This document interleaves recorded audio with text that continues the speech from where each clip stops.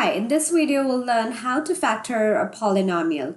Here you can see that my equation is x squared plus 7x plus 12. This is a quadratic equation, and we know that the standard form of quadratic equation is ax squared plus bx plus c.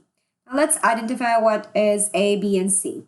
So a is the coefficient of x squared. Here in my equation, in my quadratic expression, you can see that I don't have any coefficients. So I'm assuming that there's a 1 with x squared, because 1 times x squared is still x squared.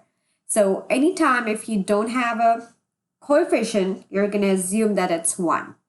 So I can say that my a is equal to 1. Now let's see what is my b. b is the coefficient of x. Here in my polynomial, coefficient of x is 7. So I'm going to write here b is equal to 7. Now let's talk about c. c is the constant term. So here in my polynomial, c is equal to 12.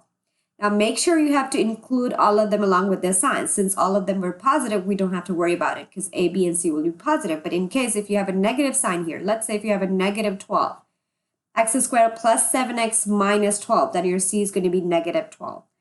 Okay, now here we'll use the AC method. In this method, what you do is you multiply your a and multiply with your a with your c. So we're going to multiply a and c. So this will be 1 times 12. Well, 1 times 12 is going to be 12. Now, the most important step is I need to think of two factors. I'm going to make two circles here. I need to think of two factors which when multiply to give me 12, but when added should give me the middle term, which is b. The middle term, b is 7, so I'm going to write here 7. Again, I'm repeating that. You need to think of two factors which when multiplied to give you 12, but when added should give you the middle term, which is 7. Okay? So first of all, we're going to list down the factors of 12. Let's see. So the factors of 12 are 4 times 3 is 12. Then 6 times 2 is 12. And then 1 times 12 is also 12. Yeah, so let's try 6 times 2 first. Okay, if I try 6 times 2, if I write here 6 and 2, now make sure that these two factors can be different, but these two factors has to be same. Like if I write here 6 inside the circle and if I write 2 here, then this should be 6 and 2.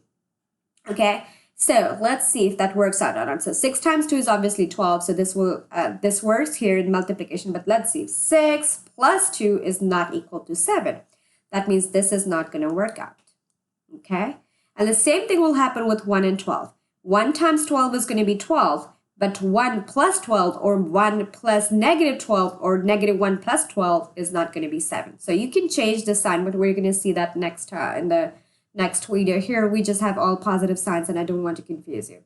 So 1 times 12 is 12 and 1 plus 12 is not equal to 7. So this will not work out. So now let's see if this works out or not. So 4 times 3. Well, 4 times 3 is 12 and 4 plus 3 is equal to 7. Okay, so this will work out. So we're going to go with 4, 3, and then 4, 3. Now make sure these two factors has to be the same. These two factors can be different, but these two has to be the same. So our factors are 4 and 3. Okay, the way I'm going to write this is I'll make two parentheses first. Two parentheses. Okay, since my variable is x, I'm going to write here x inside the parentheses. And here also I'm going to write x. Now, since my factors are 4 and 3, I'm going to write here plus 4 because my factors are positive. So plus 4 and plus 3. So this is my final answer. So when you factor x squared plus 7x plus 12, when you factor this polynomial, you'll get x plus 4, x plus 3. That's all for this video. Thank you so much for watching.